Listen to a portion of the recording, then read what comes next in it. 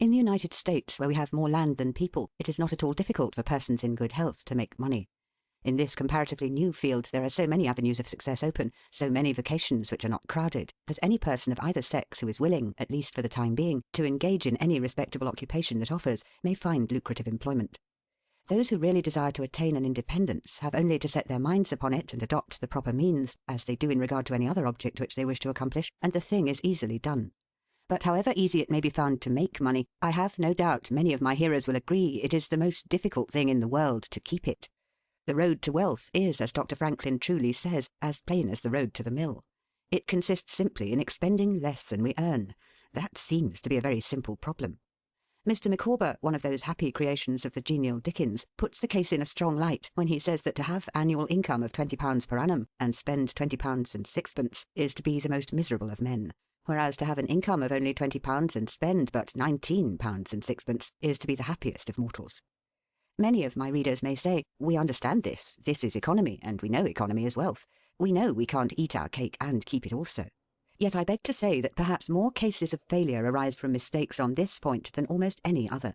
The fact is, many people think they understand economy when they really do not. True economy is misapprehended, and people go through life without properly comprehending what that principle is. One says, I have an income of so much, and here is my neighbour who has the same. Yet every year he gets something ahead and I fall short. Why is it? I know all about economy. He thinks he does, but he does not. There are men who think that economy consists in saving cheese parings and candle ends, in cutting off 2p from the laundress bill, and doing all sorts of little mean, dirty things. Economy is not meanness. The misfortune is also that this class of persons let their economy apply in only one direction. They fancy they are so wonderfully economical in saving a halfpenny when they ought to spend 2p that they think they can afford to squander in other directions. A few years ago, before kerosene oil was discovered or thought of, one might stop overnight at almost any farmer's house in the agricultural districts and get a very good supper, but after supper he might attempt to read in the sitting room and would find it impossible with the inefficient light of one candle. The hostess, seeing his dilemma, would say, "It is rather difficult to read here evenings. The proverb says you must have a ship at sea in order to be able to burn 2 candles at once.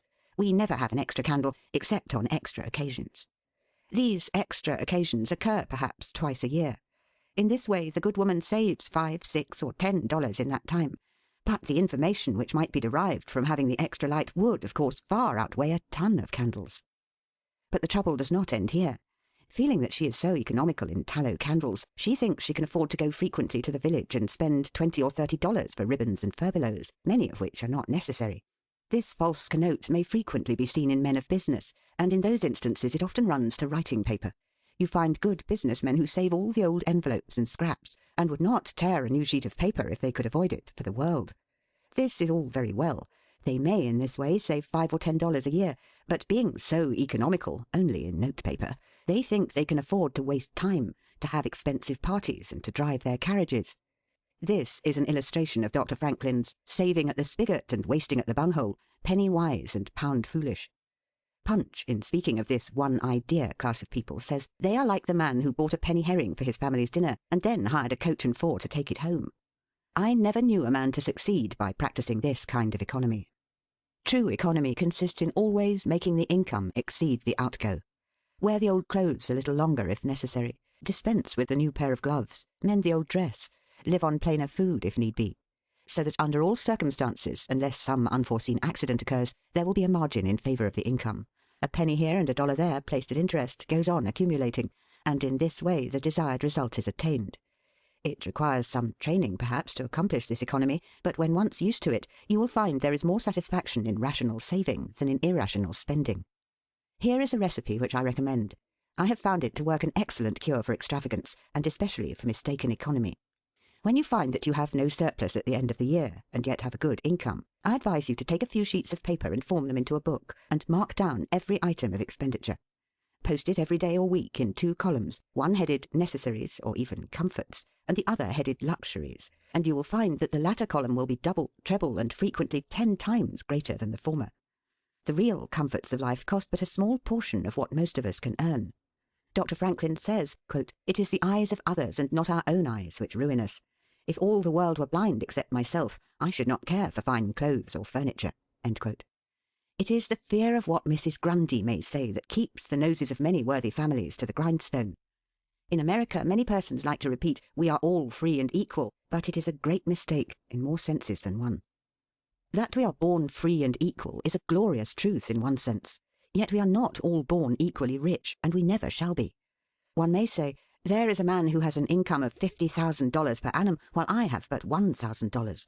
I knew that fellow when he was poor like myself. Now he is rich and thinks he is better than I am. I will show him that I am as good as he is. I will go and buy a horse and buggy. No, I cannot do that. But I will go and hire one and ride this afternoon on the same road that he does, and thus prove to him that I am as good as he is. My friend, you need not take that trouble. You can easily prove that you are as good as he is. You have only to behave as well as he does. But you cannot make anybody believe that you are as rich as he is. Besides, if you put on these airs, and waste your time and spend your money, your poor wife will be obliged to scrub her fingers off at home and buy her tea 2 ounces at a time and everything else in proportion, in order that you may keep up appearances and, after all, deceive nobody. On the other hand, Mrs. Smith may say that her next-door neighbour married Johnson for his money, and everybody says so. She has a nice $1,000 camel's hair shawl, and she will make Smith get her an imitation one, and she will sit in a pew right next to her neighbour in church in order to prove that she is her equal. My good woman, you will not get ahead in the world if your vanity and envy thus take the lead. In this country, where we believe the majority ought to rule, we ignore that principle in regard to fashion, and let a handful of people, calling themselves the aristocracy, run up a false standard of perfection, and in endeavouring to rise to that standard, we constantly keep ourselves poor, all the time digging away for the sake of outside appearances. How much wiser to be a law unto ourselves, and say, we will regulate our outgo by our income, and lay up something for a rainy day. People ought to be as sensible on the subject of money-getting as on any other subject. Like causes produces like effects. You cannot accumulate a fortune by taking the road that leads to poverty. It needs no prophet to tell us that those who live fully up to their means, without any thought of a reverse in this life, can never attain a pecuniary independence. Men and women accustomed to gratify every whim and caprice will find it hard at first to cut down their various unnecessary expenses, and will feel it a great self-denial to live in a smaller house than they have been accustomed to, with less expensive furniture, less company, less costly clothing, fewer servants, a less number of balls, parties, theatre-goings, carriage-ridings, pleasure excursions, cigar-smokings, liquor-drinkings, and other extravagances. But after all, if they will try the plan of laying by a nest-egg, or in other words, a small sum of money at interest or judiciously invested in land, they will be surprised at the pleasure to be derived from constantly adding to their little pile, as well as from all the economical habits which are engendered by this course. The old suit of clothes and the old bonnet and dress will answer for another season. The croton or spring water taste better than champagne. A cold bath and a brisk walk will prove more exhilarating than a ride in the finest coach. A social chat, an evening's reading in the family circle, or an hour's play of hunt the slipper and blind man's buff will be far more pleasant than a $50 or $500 party, when the reflection on the difference in cost is indulged in by those who begin to know the pleasures of saving. Thousands of men are kept poor, and tens of thousands are made so after they have acquired quite sufficient to support them well through life, in consequence of laying their plans of living on too broad a platform. Some families expend $20,000 per annum, and some much more, and would scarcely know how to live on less, while others secure more solid enjoyment frequently on a 20th part of that amount. Prosperity is a more severe ordeal than adversity, especially sudden prosperity. Easy come, easy go is an old and true proverb. A spirit of pride and vanity, when permitted to have full sway, is the undying cankerworm which gnaws the very vitals of a man's worldly possessions, let them be small or great, hundreds or millions. Many persons, as they begin to prosper, immediately expand their ideas and commence expending for luxuries, until in a short time their expenses swallow up their income, and they become ruined in their ridiculous attempts to keep up appearances and make a sensation. I know a gentleman of fortune who says that when he first began to prosper, his wife would have a new and elegant sofa. That sofa, he says, cost me $30,000. When the sofa reached the house, it was found necessary to get chairs to match, then sideboards, carpets, and tables to correspond with them, and so on through the entire stock of furniture, when at last it was found that the house itself was quite too small and old-fashioned for the furniture, and a new one was built to correspond with the new purchases. Thus, added my friend, summing up an outlay of $30,000 caused by that single sofa, and saddling on me in the shape of servants, equipage, and the necessary expenses attendant upon keeping up a fine establishment, a yearly outlay of $11,000, and a tight pinch at that. Whereas 10 years ago we lived with much more real comfort, because with much less care, on as many hundreds. The truth is," he continued, "that sofa would have brought me to inevitable bankruptcy had not a most unexampled title to prosperity kept me above it, and had I not checked the natural desire to cut a dash." The foundation of success in life is good health. That is the substratum fortune. It is also the basis of happiness. A person cannot accumulate a fortune very well when he is sick. He has no ambition, no incentive, no force. Of course, there are those who have bad health and cannot help it. You cannot expect that such persons can accumulate wealth, but there are a great many in poor health who need not be so. If, then, sound health is the foundation of success and happiness in life, how important it is that we should study the laws of health, which is but another expression for the laws of nature. The nearer we keep to the laws of nature, the nearer we are to good health. And yet how many persons there are who pay no attention to natural laws, but absolutely transgress them, even against their own natural inclination. We ought to know that the sin of ignorance is never winked at in regard to the violation of nature's laws. Their infraction always brings the penalty. A child may thrust its finger into the flames without knowing it will burn, and so suffers. Repentance, even, will not stop the smart. Many of our ancestors knew very little about the principle of ventilation. They did not know much about oxygen, whatever other gin they might have been acquainted with, and consequently they built their houses with little 7 by 9 feet bedrooms, and these good old pious Puritans would lock themselves up in one of these cells, say their prayers, and go to bed. In the morning they would devoutly return thanks for the preservation of their lives during the night, and nobody had better reason to be thankful. Probably some big crack in the window or in the door let in a little fresh air and thus saved them. Many persons knowingly violate the laws of nature against their better impulses for the sake of fashion. For instance, there is one thing that nothing living except a vile worm ever naturally loved, and that is tobacco. Yet how many persons there are who deliberately train an unnatural appetite, and overcome this implanted aversion for tobacco to such a degree that they get to love it. They have got hold of a poisonous, filthy weed, or rather that takes a firm hold of them. Here are married men who run about spitting tobacco juice on the carpet and floors, and sometimes even upon their wives besides. They do not kick their wives out of doors like drunken men, but their wives, I have no doubt, often wish they were outside of the house. Another perilous feature is that this artificial appetite, like jealousy, grows by what it feeds on. When you love that which is unnatural, a stronger appetite is created for the hurtful thing than the natural desire for what is harmless. There is an old proverb which says that habit is second nature, but an artificial habit is stronger than nature. Take, for instance, an old tobacco chewer. His love for the quid is stronger than his love for any particular kind of food. He can give up roast beef easier than give up the weed. Young lads regret that they are not men. They would like to go to bed boys and wake up men. And to accomplish this they copy the bad habits of their seniors. Little Tommy and Johnny see their fathers or uncles smoke a pipe, and they say, "If I could only do that, I would be a man too. Uncle John has gone out and left his pipe of tobacco. Let us try it." They take a match and light it, and then puff away. "We will learn to smoke. Do you like it, Johnny?" That lad dolefully replies, "Not very much. It tastes bitter." By and by he grows pale, but he persists, and he soon offers up a sacrifice on the altar of fashion. But the boys stick to it and persevere until at last they conquer their natural appetites and become the victims of acquired tastes. I speak by the book, for I have noticed its effects on myself, having gone so far as to smoke 10 or 15 cigars a day, although I have not used the weed during the last 14 years, and never shall again. The more a man smokes, the more he craves smoking. The last cigar smoked simply excites the desire for another, and so on incessantly. Take the tobacco chewer. In the morning, when he gets up, he puts a quid in his mouth and keeps it there all day, never taking it out except to exchange it for a fresh one, or when he is going to eat. Oh yes, at intervals during the day and evening, many a chewer takes out the quid and holds it in his hand long enough to take a drink, and then pop it goes back again. This simply proves that the appetite for rum is even stronger than that for tobacco. When the tobacco chewer goes to your country seat and you show him your grapery and fruit house and the beauties of your garden, when you offer him some fresh ripe fruit and say, "My friend, I have got here the most delicious apples and pears and peaches and apricots. I have imported them from Spain, France and Italy. Just see those luscious grapes. There is nothing more delicious nor more healthy than ripe fruit. So help yourself. I want to see you delight yourself with these things." He will roll the dear quid under his tongue and answer, "No, I thank you, I have got tobacco in my mouth." His palate has become narcotized by the noxious weed, and he has lost in a great measure the delicate and enviable taste for fruits. This shows what expensive, useless, and injurious habits men will get into. I speak from experience. I have smoked until I trembled like an aspen leaf, the blood rushed to my head, and I had a palpitation of the heart which I thought was heart disease, till I was almost killed with fright. When I consulted my physician, he said, "Break off tobacco using." I was not only injuring my health and spending a great deal of money, but I was setting a bad example. I obeyed his counsel. No young man in the world ever looked so beautiful as he thought he did behind a 15-cent cigar or a meerschaum.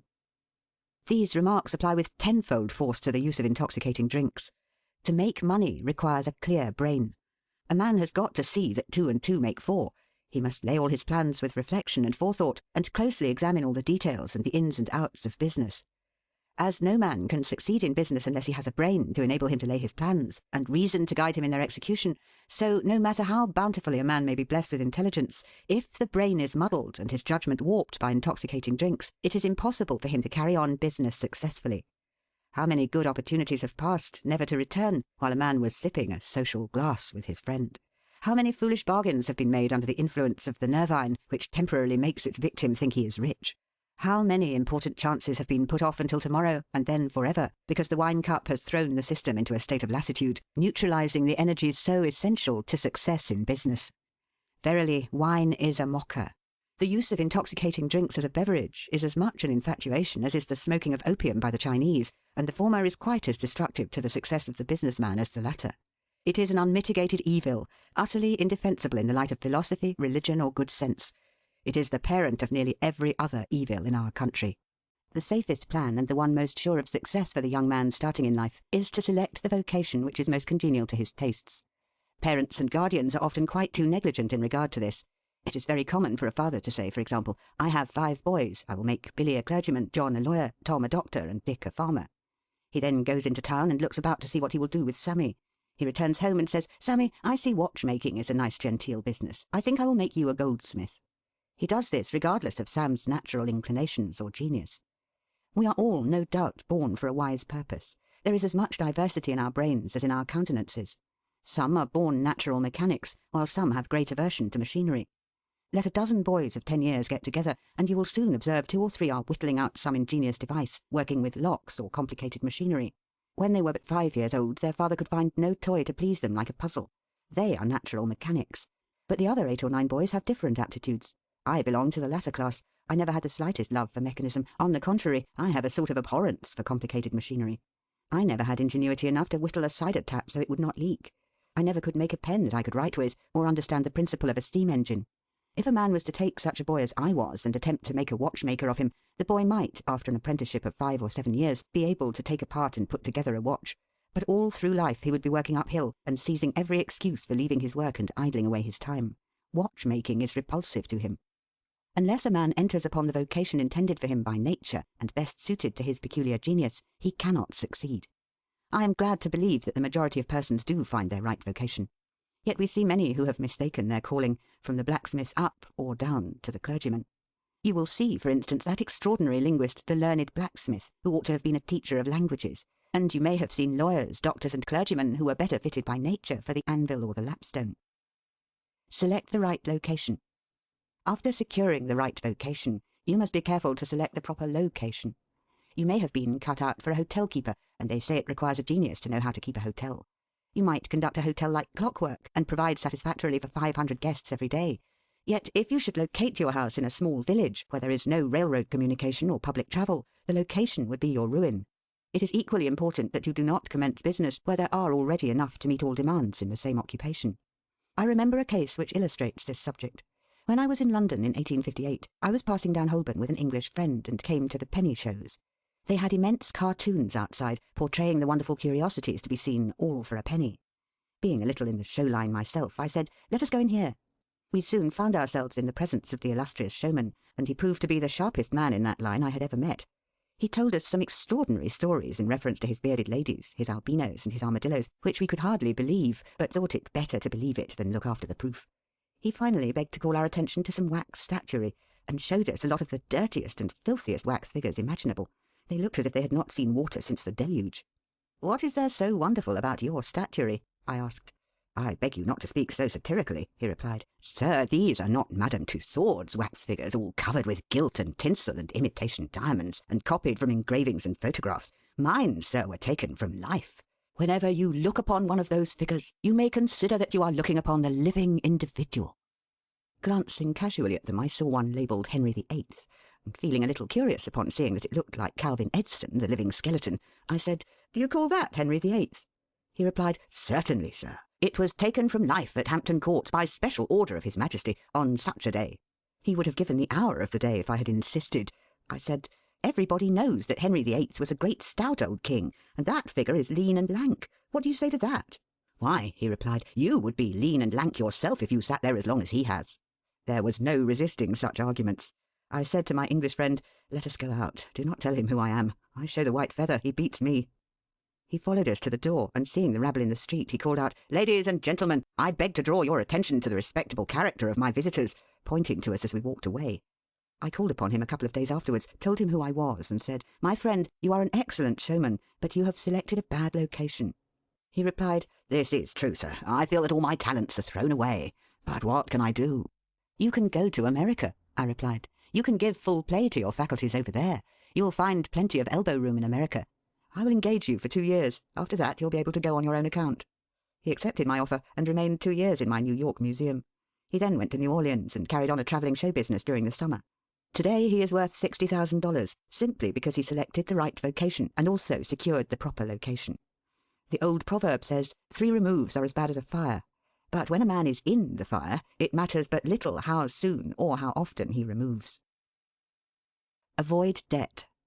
Young men starting in life should avoid running into debt.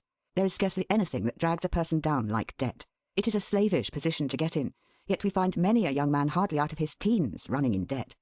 He meets a chum and says, "Look at this, I have got trusted for a new suit of clothes." He seems to look upon the clothes as so much given to him. Well, it frequently is so, but if he succeeds in paying and then gets trusted again, he is adopting a habit which will keep him in poverty through life. Debt robs a man of his self-respect and makes him almost despise himself. Grunting and groaning and working for what he has eaten up or worn out, and now, when he is called upon to pay up, he has nothing to show for his money, this is properly termed working for a dead horse. I do not speak of merchants buying and selling on credit, or of those who buy on credit in order to turn the purchase to a profit. The old Quaker said to his farmer's son, "John, never get trusted, but if thee gets trusted for anything, let it be for manure, because that will help thee pay it back again." Mr. Beecher advised young men to get in debt if they could to a small amount in the purchase of land in the country districts. If a young man, he says, will only get in debt for some land and then get married, these 2 things will keep him straight, or nothing will. This may be safe to a limited extent, but getting in debt for what you eat and drink and wear is to be avoided. Some families have a foolish habit of getting credit at the stores, and thus frequently purchase many things which might have been dispensed with. It is all very well to say, "I have got trusted for 60 days, and if I don't have the money, the creditor will think nothing about it." There is no class of people in the world who have such good memories as creditors. When the 60 days run out, you will have to pay. If you do not pay, you will break your promise, and probably resort to a falsehood. You may make some excuse or get in debt elsewhere to pay it, but that only involves you the deeper. A good-looking, lazy young fellow was the apprentice boy Horatio. His employer said, "Horatio, did you ever see a snail?" "I think I have," he drawled out. "You must have met him then, for I'm sure you never overtook one," said the boss. Your creditor will meet you or overtake you and say, "Now, my young friend, you agreed to pay me. You have not done it. You must give me your note." You give the note on interest, and it commences working against you. It is a dead horse.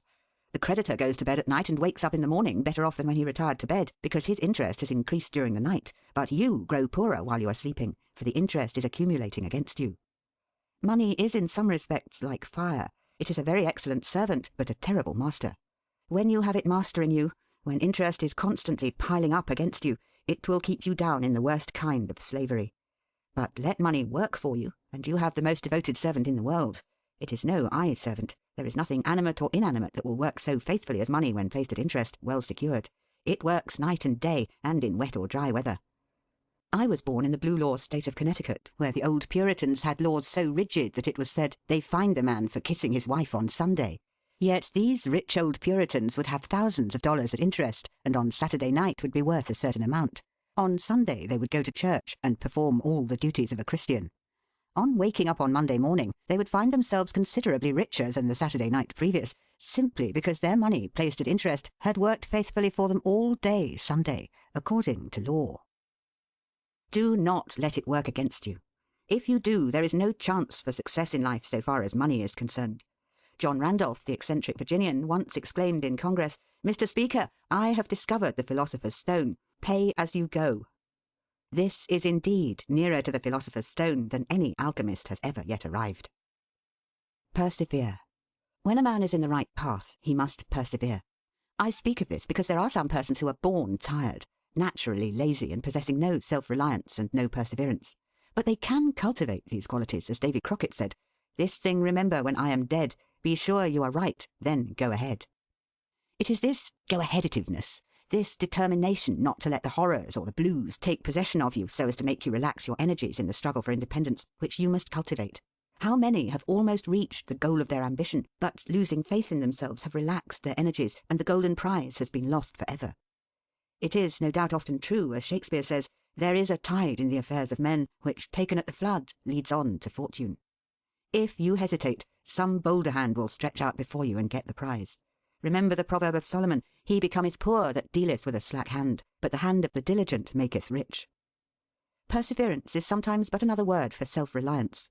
Many persons naturally look on the dark side of life and borrow trouble. They are born so. Then they ask for advice, and they will be governed by one wind and blown by another, and cannot rely upon themselves. Until you can get so that you can rely upon yourself, you need not expect to succeed. I have known men personally who have met with pecuniary reverses and absolutely committed suicide because they thought they could never overcome their misfortune. But I have known others who have met more serious financial difficulties and have bridged them over by simple perseverance, aided by a firm belief that they were doing justly and that Providence would overcome evil with good. You will see this illustrated in any sphere of life. Take two generals, both understand military tactics, both educated at West Point, if you please, both equally gifted. Yet one having this principle of perseverance, and the other lacking it, the former will succeed in his profession, while the latter will fail.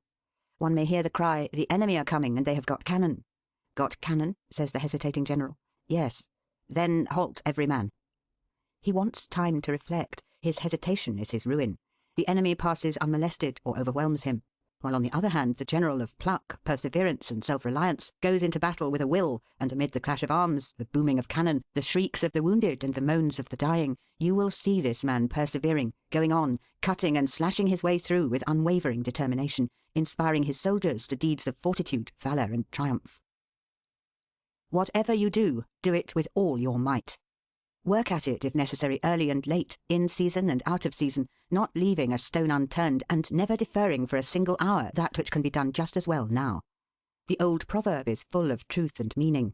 Whatever is worth doing at all is worth doing well. Many a man acquires a fortune by doing his business thoroughly, while his neighbour remains poor for life because he only half does it. Ambition, energy, industry, perseverance are indispensable requisites for success in business.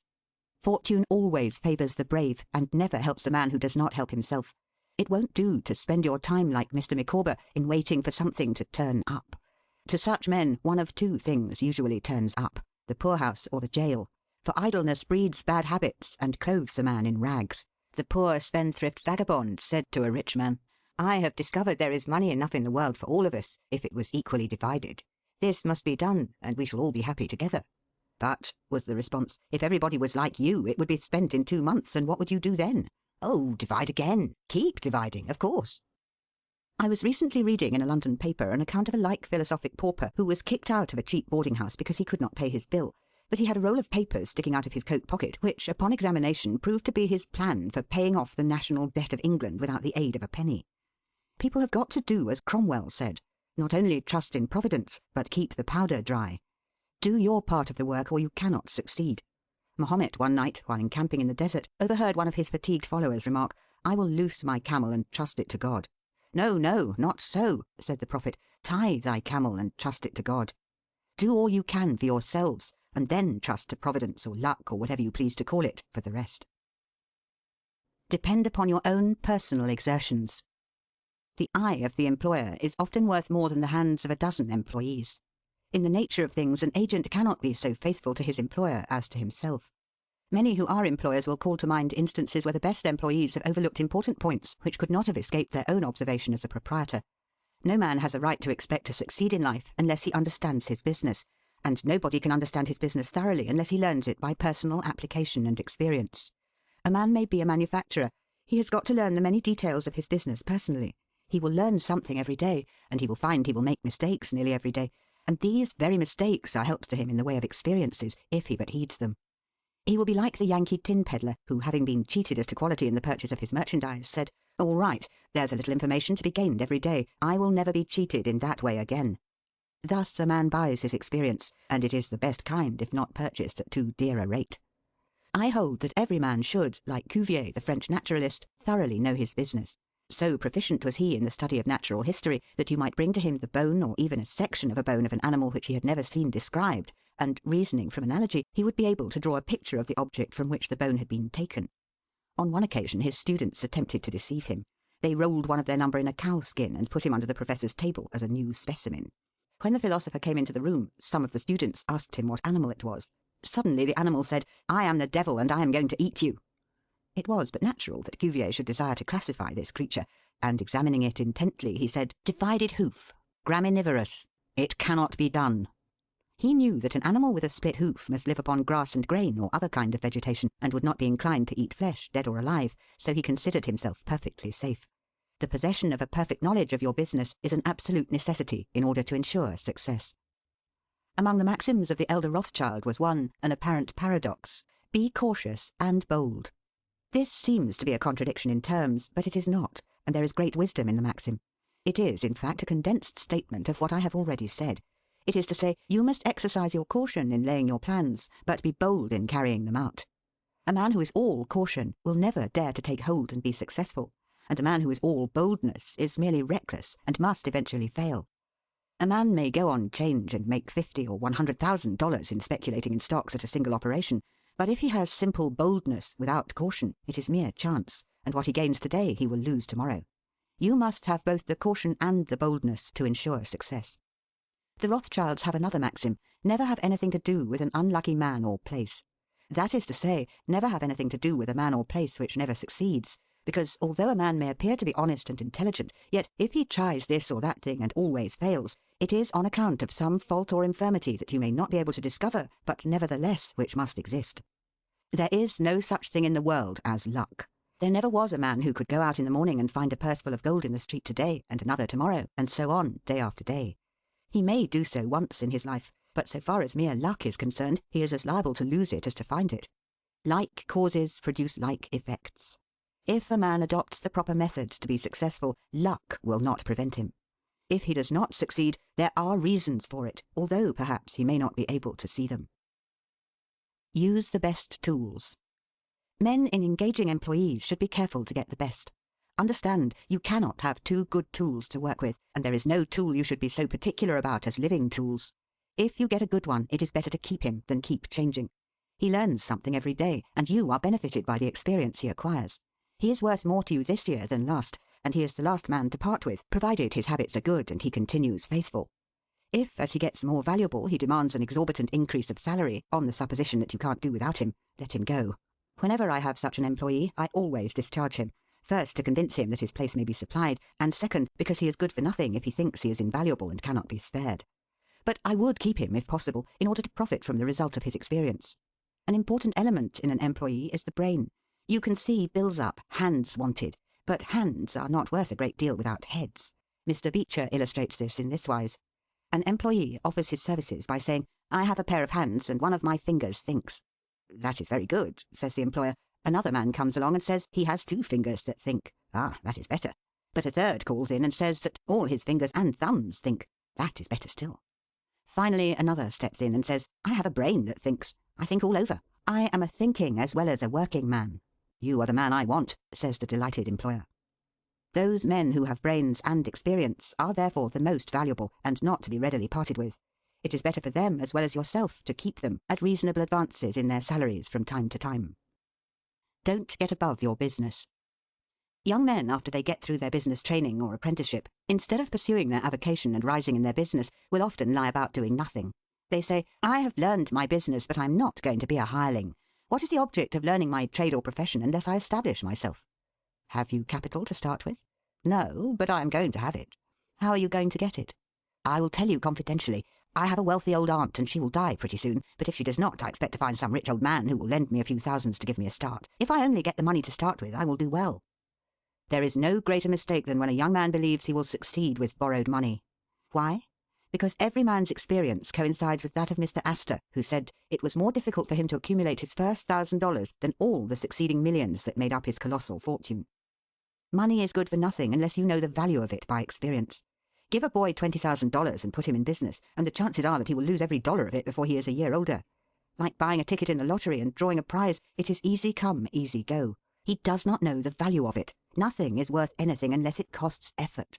Without self-denial and economy, patience and perseverance, and commencing with capital which you have not earned, you are not sure to succeed in accumulating.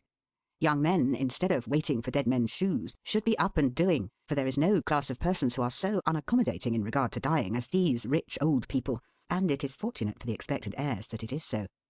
9 out of 10 of the rich men of our country today started out in life as poor boys, with determined wills, industry, perseverance, economy, and good habits. They went on gradually, made their own money, and saved it, and this is the best way to acquire a fortune. Stephen Girard started life as a poor cabin boy and died worth $9 million. A.T. Stewart was a poor Irish boy. Now he pays taxes on $1.5 million of income per year. John Jacob Astor was a poor farmer boy and died worth 20 millions. Cornelius Vanderbilt began life rowing a boat from Staten Island to New York. Now he presents our government with a steamship worth $1 million, and he is worth 50 millions.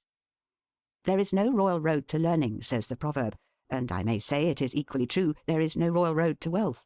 But I think there is a royal road to both. The road to learning is a royal one. The road that enables the student to expand his intellect and add every day to his stock of knowledge until, in the pleasant process of intellectual growth, he is able to solve the most profound problems, to count the stars, to analyze every atom of the globe, and to measure the firmament. This is a regal highway, and it is the only road worth travelling. So, in regard to wealth, go on in confidence, study the rules, and above all things, study human nature. For the proper study of mankind is man. And you will find that while expanding the intellect and the muscles, your enlarged experience will enable you every day to accumulate more and more principle, which will increase itself by interest and otherwise until you arrive at a state of independence. You will find, as a general thing, that the poor boys get rich and the rich boys get poor. For instance, a rich man at his decease leaves a large estate to his family. His eldest sons, who have helped him earn his fortune, know by experience the value of money, and they take their inheritance and add to it. The separate portions of the young children are placed at interest, and the little fellows are patted on the head and told a dozen times a day, "You are rich. You will never have to work. You can always have whatever you wish, for you were born with a golden spoon in your mouth." The young heir soon finds out what that means. He has the finest dresses and playthings. He is crammed with sugar candies and almost killed with kindness, and he passes from school to school, petted and flattered. He becomes arrogant and self-conceited, abuses his teachers, and carries everything with a high hand. He knows nothing of the real value of money, having never earned any, but he knows all about the golden spoon business. At college, he invites his poor fellow-students to his room, where he wines and dines them. He is cajoled and caressed, and called a glorious good fellow because he is so lavish of his money. He gives his game suppers, drives his fast horses, invites his chums to fêtes and parties, determined to have lots of good times. He spends the night in frolics and debauchery, and leads off his companions with the familiar song, "We won't go home till morning." He gets them to join him in pulling down signs, taking gates from their hinges and throwing them into backyards and horse ponds. If the police arrest them, he knocks them down, is taken to the lock-up, and joyfully foots the bills. "Ha, my boys," he cries, "what is the use of being rich if you can't enjoy yourself?" He might more truly say, if you can't make a fool of yourself. But he is fast, hates slow things, and don't see it. Young men loaded down with other people's money are almost sure to lose all they inherit, and they acquire all sorts of bad habits which in the majority of cases ruin them in health, purse, and character. In this country, one generation follows another, and the poor of today are rich in the next generation, or the third. Their experience leads them on, and they become rich, and they leave vast riches to their young children. These children, having been reared in luxury, are inexperienced and get poor. And after long experience, another generation comes on and gathers up riches again in turn. And thus history repeats itself, and happy is he who by listening to the experience of others avoids the rocks and shoals on which so many have been wrecked. In England, the business makes the man. If a man in that country is a mechanic or working man, he is not recognised as a gentleman. On the occasion of my first appearance before Queen Victoria, the Duke of Wellington asked me what sphere in life General Tom Thumb's parents were in. "His father is a carpenter," I replied. "Oh, I had heard he was a gentleman," was the response of His Grace. In this republican country, the man makes the business. No matter whether he is a blacksmith, a shoemaker, a farmer, banker, or lawyer, so long as his business is legitimate, he may be a gentleman. So any legitimate business is a double blessing. It helps the man engaged in it and also helps others. The farmer supports his own family, but he also benefits the merchant or mechanic who needs the products of his farm. The tailor not only makes a living by his trade, but he also benefits the farmer, the clergyman, and others who cannot make their own clothing. But all these classes of men may be gentlemen. The great ambition should be to excel all others engaged in the same occupation. The college student who was about graduating said to an old lawyer, "I have not yet decided which profession I will follow. Is your profession full?" "The basement is much crowded, but there is plenty of room upstairs," was the witty and truthful reply. No profession, trade, or calling is overcrowded in the upper story. Wherever you find the most honest and intelligent merchant or banker, or the best lawyer, the best doctor, the best clergyman, the best shoemaker, carpenter, or anything else, that man is most sought for and has always enough to do. As a nation, Americans are too superficial. They are striving to get rich quickly, and do not generally do their business as substantially and thoroughly as they should. But whoever excels all others in his own line, if his habits are good and his integrity undoubted, cannot fail to secure abundant patronage and the wealth that naturally follows. Let your motto then always be Excelsior, for by living up to it there is no such word as fail. Learn something useful. Every man should make his son or daughter learn some useful trade or profession, so that in these days of changing fortunes, of being rich today and poor tomorrow, they may have something tangible to fall back upon. This provision might save many persons from misery who by some unexpected turn of fortune have lost all their means. Many persons are always kept poor because they are too visionary. Every project looks to them like certain success, and therefore they keep changing from one business to another, always in hot water, always under the harrow. The plan of counting the chickens before they are hatched is an error of ancient date, but it does not seem to improve by age. Do not scatter your powers. Engage in one kind of business only, and stick to it faithfully until you succeed, or until your experience shows that you should abandon it. A constant hammering on one nail will generally drive it home at last, so that it can be clinched. When a man's undivided attention is centred on one object, his mind will constantly be suggesting improvements of value, which would escape him if his brain was occupied by a dozen different subjects at once. Many a fortune has slipped through a man's fingers because he was engaged in too many occupations at a time. There is good sense in the old caution against having too many irons in the fire at once. Be systematic. Men should be systematic in their business. A person who does business by rule, having a time and place for everything, doing his work promptly, will accomplish twice as much and with half the trouble of him who does it carelessly and slipshod. By introducing system into all your transactions, doing one thing at a time, always meeting appointments with punctuality, you find leisure for pastime and recreation. Whereas the man who only half does one thing and then turns to something else and half does that, will have his business at loose ends and will never know when his day's work is done, for it never will be done. Of course there is a limit to all these rules. We must try to preserve the happy medium, for there is such a thing as being too systematic. There are men and women, for instance, who put away things so carefully that they can never find them again. It is too much like the red tape formality at Washington and Mr. Dickens' circumlocution office, all theory and no result. When the Astor House was first started in New York City, it was undoubtedly the best hotel in the country. The proprietors had learned a good deal in Europe regarding hotels, and the landlords were proud of the rigid system which pervaded every department of their great establishment. When 12 o'clock at night had arrived and there were a number of guests around, one of the proprietors would say, "Touch that bell, John." And in 2 minutes, 60 servants, with a water bucket in each hand, would present themselves in the hall. "This," said the landlord, addressing his guests, "is our fire bell. It will show you we are quite safe here. We do everything systematically." This was before the Croton water was introduced into the city. But they sometimes carried their system too far. On one occasion, when the hotel was thronged with guests, one of the waiters was suddenly indisposed, and although there were 50 waiters in the hotel, the landlord thought he must have his full complement or his system would be interfered with. Just before dinner time he rushed downstairs and said, "There must be another waiter. I am one waiter short. What can I do?" He happened to see Boots, the Irishman. "Pat," said he, "wash your hands and face. Take that white apron and come into the dining-room in 5 minutes." Presently Pat appeared as required, and the proprietor said, "Now, Pat, you must stand behind these 2 chairs and wait on the gentleman who will occupy them. Did you ever act as a waiter?" "I know all about it, sure, but I never did it." Like the Irish pilot, on one occasion when the captain, thinking he was considerably out of his course, asked, "Are you certain you understand what you are doing?" Pat replied, "Sure, and I knows every rock in the channel." That moment, bang thumped the vessel against a rock. "Ah, bejabers, and that is one of them," continued the pilot. But to return to the dining-room. "Pat," said the landlord, "here we do everything systematically. You must first give the gentlemen each a plate of soup, and when they finish that, ask them what they will have next." Pat replied, "Ah, and I understand perfectly the virtues of system." Very soon in came the guests. The plates of soup were placed before them. One of Pat's two gentlemen ate his soup. The other did not care for it. He said, "Waiter, take this plate away and bring me some fish." Pat looked at the untasted plate of soup, and remembering the injunctions of the landlord in regard to system, replied, "Not till ye have ate your soup." Of course that was carrying system entirely too far. Read the newspapers. Always take a trustworthy newspaper, and thus keep thoroughly posted in regard to the transactions of the world. He who is without a newspaper is cut off from his species. In these days of telegraphs and steam, many important inventions and improvements in every branch of trade are being made, and he who don't consult the newspapers will soon find himself and his business left out in the cold. Beware of outside operations.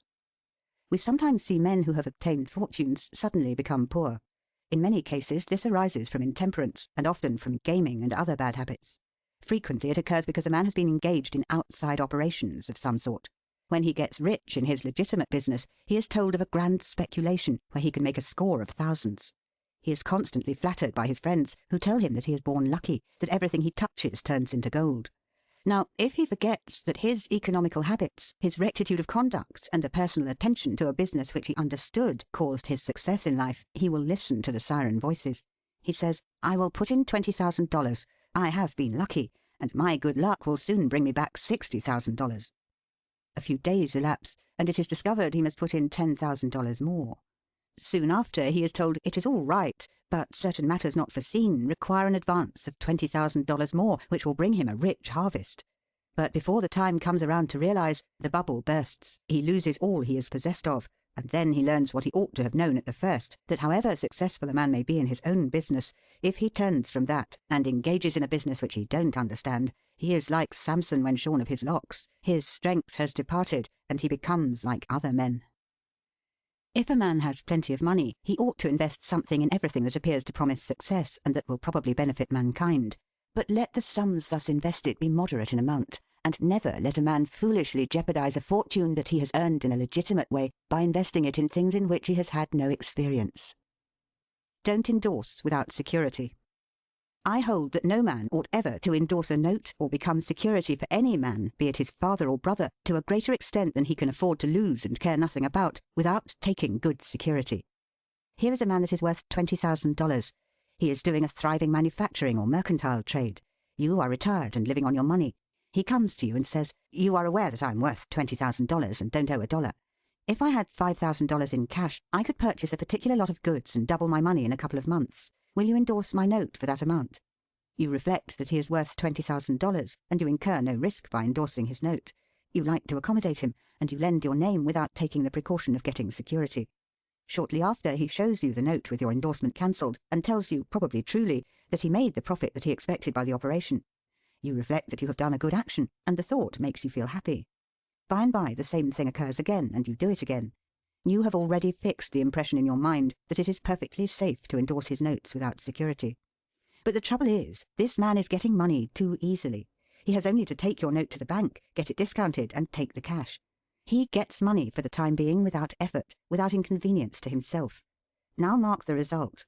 He sees a chance for speculation outside of his business. A temporary investment of only $10,000 is required. It is sure to come back before a note at the bank would be due. He places a note for that amount before you. You sign it almost mechanically. Being firmly convinced that your friend is responsible and trustworthy, you endorse his notes as a matter of course. Unfortunately, the speculation does not come to a head quite so soon as was expected, and another $10,000 note must be discounted to take up the last one when due. Before this note matures, the speculation has proved an utter failure, and all the money is lost. Does the loser tell his friend, the endorser, that he has lost half of his fortune? Not at all. He don't even mention that he has speculated at all. But he has got excited. The spirit of speculation has seized him. He sees others making large sums in this way. We seldom hear of the losers. And like other speculators, he looks for his money where he loses it. He tries again. Endorsing notes has become chronic with you, and at every loss he gets your signature for whatever amount he wants. Finally, you discover your friend has lost all of his property and all of yours. You are overwhelmed with astonishment and grief, and you say, "It is a hard thing. My friend here has ruined me." But you should add, "I have also ruined him." If you had said in the first place, "I will accommodate you, but I never endorse without taking ample security," he could not have gone beyond the length of his tether, and he would never have been tempted away from his legitimate business. It is a very dangerous thing, therefore, at any time, to let people get possession of money too easily. It tempts them to hazardous speculations, if nothing more. Solomon truly said, "He that hateth suretyship is sure." So with the young man starting in business. Let him understand the value of money by earning it. When he does understand its value, then grease the wheels a little in helping him to start business. But remember, men who get money with too great facility cannot usually succeed. You must get the first dollars by hard knocks and at some sacrifice in order to appreciate the value of those dollars. Advertise your business. We all depend, more or less, upon the public for our support. We all trade with the public: lawyers, doctors, shoemakers, artists, blacksmiths, showmen, opera singers, railroad presidents, and college professors.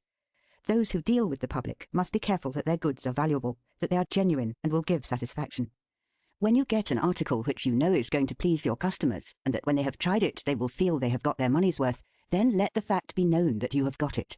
Be careful to advertise it in some shape or other, because it is evident that if a man has ever so good an article for sale and nobody knows it, it will bring him no return.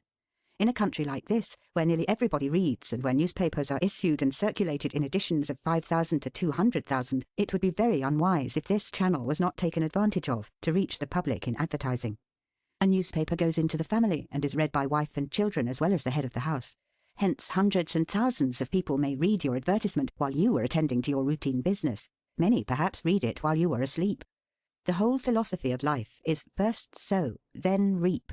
That is the way the farmer does. He plants his potatoes and corn and sows his grain, and then goes about something else, and the time comes when he reaps. But he never reaps first and sows afterwards. This principle applies to all kinds of business, and to nothing more eminently than to advertising. If a man has a genuine article, there is no way in which he can reap more advantageously than by sowing to the public in this way. He must, of course, have a really good article, and one which will please his customers. Anything spurious will not succeed permanently, because the public is wiser than many imagine. Men and women are selfish, and we all prefer purchasing where we can get the most for our money, and we try to find out where we can most surely do so. You may advertise a spurious article and induce many people to call and buy it once, but they will denounce you as an impostor and swindler, and your business will gradually die out and leave you poor. This is right. Few people can safely depend upon chance custom. You all need to have your customers return and purchase again. A man said to me, "I have tried advertising and did not succeed, yet I have a good article." I replied, "My friend, there may be exceptions to a general rule, but how do you advertise?" "I put it in a weekly newspaper 3 times and paid $1.50 for it." I replied, "Sir, advertising is like learning. A little is a dangerous thing." A French writer says that the reader of a newspaper does not see the first insertion of an ordinary advertisement. The second insertion he sees, but does not read. The third insertion he reads. The fourth insertion he looks at the price. The fifth insertion he speaks of it to his wife. The sixth insertion he is ready to purchase. And the seventh insertion he purchases. Your object in advertising is to make the public understand what you have got to sell. And if you have not the pluck to keep advertising until you have imparted that information, all the money you have spent is lost. You are like the fellow who told the gentleman if he would give him 10 cents it would save him $1. "How can I help you so much with so small a sum?" asked the gentleman in surprise. "I started out this morning," hiccuped the fellow, "with the full determination to get drunk, and I have spent my only $1 to accomplish the object, and it has not quite done it. 10 cents worth more of whiskey would just do it, and in this manner I should save the $1 already expended." So a man who advertises at all must keep it up until the public know who and what he is, and what his business is, or else the money invested in advertising is lost. Some men have a peculiar genius for writing a striking advertisement, one that will arrest the attention of the reader at first sight. This tact, of course, gives the advertiser a great advantage. Sometimes a man makes himself popular by an unique sign or a curious display in his window. Recently I observed a swing sign extending over the sidewalk in front of a store, on which was the inscription in plain letters, "Don't read the other side." Of course I did, and so did everybody else. And I learned that the man had made an independence by first attracting the public to his business in that way, and then using his customers well afterwards.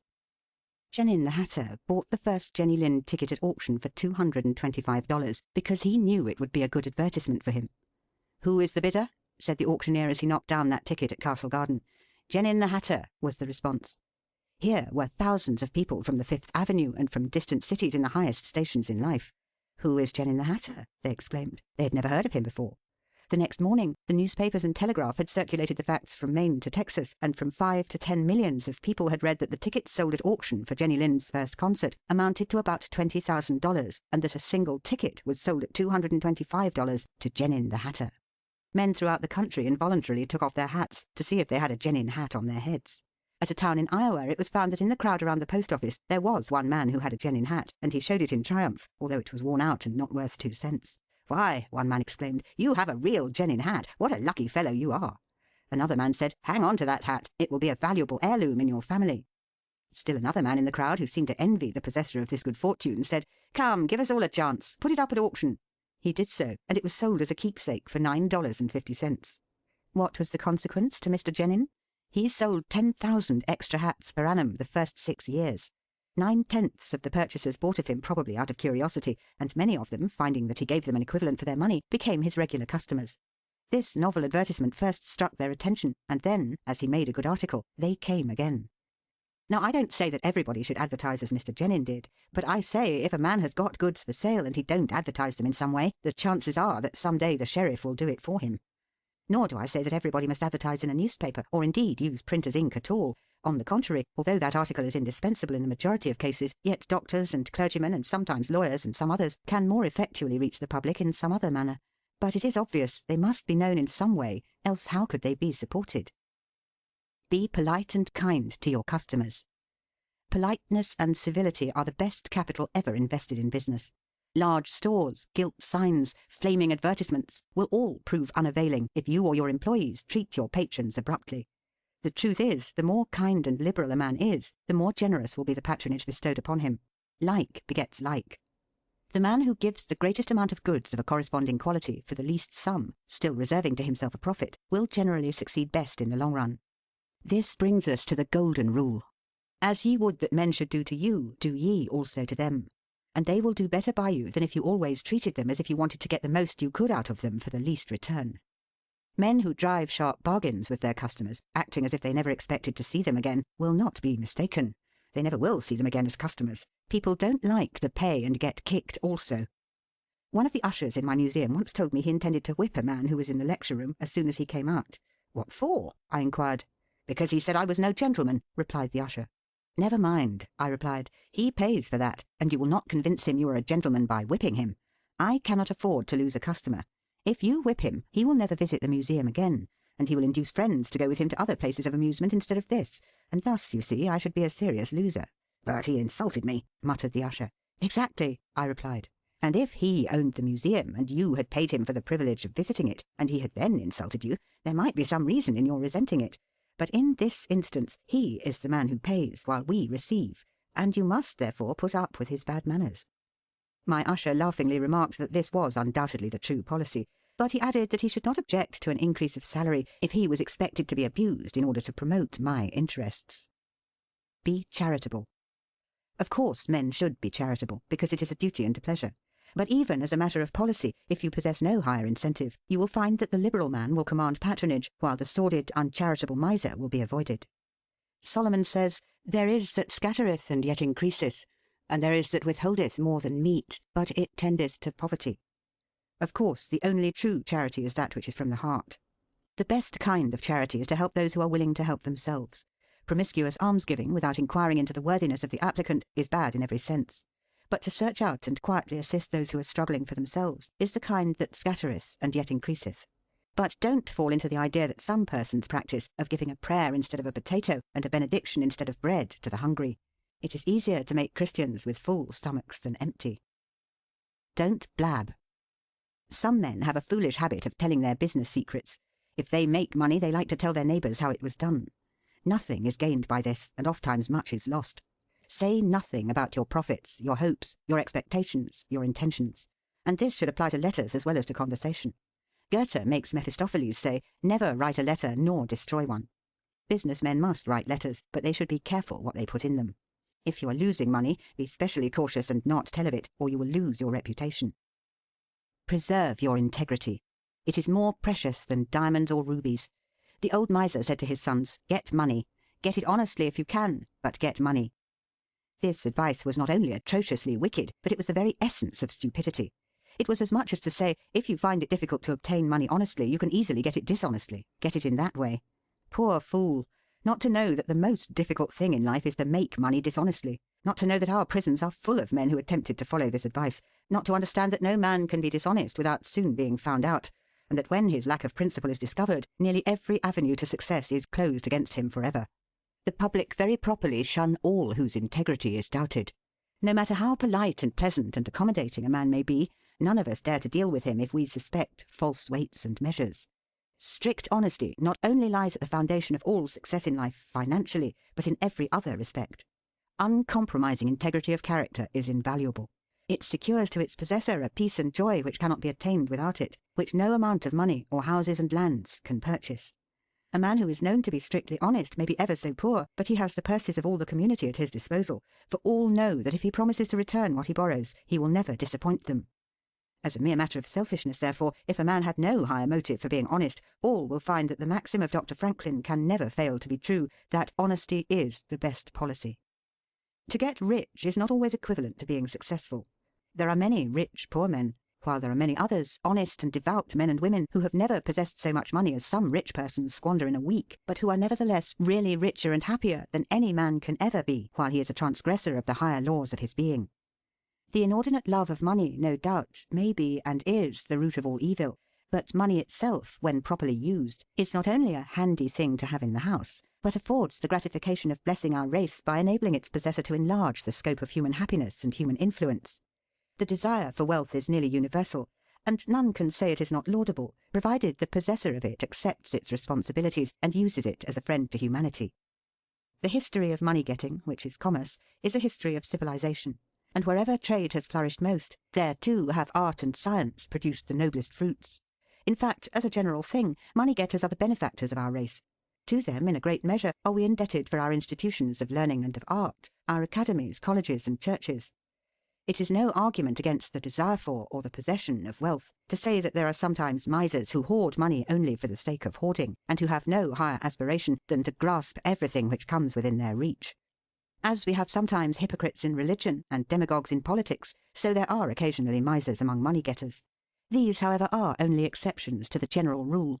But when, in this country, we find such a nuisance and stumbling block as a miser, we remember with gratitude that in America we have no laws of primogeniture, and that in the due course of nature the time will come when the hoarded dust will be scattered for the benefit of mankind. To all men and women, therefore, do I conscientiously say, make money honestly and not otherwise, for Shakespeare has truly said, "He that wants money, means, and content is without 3 good friends."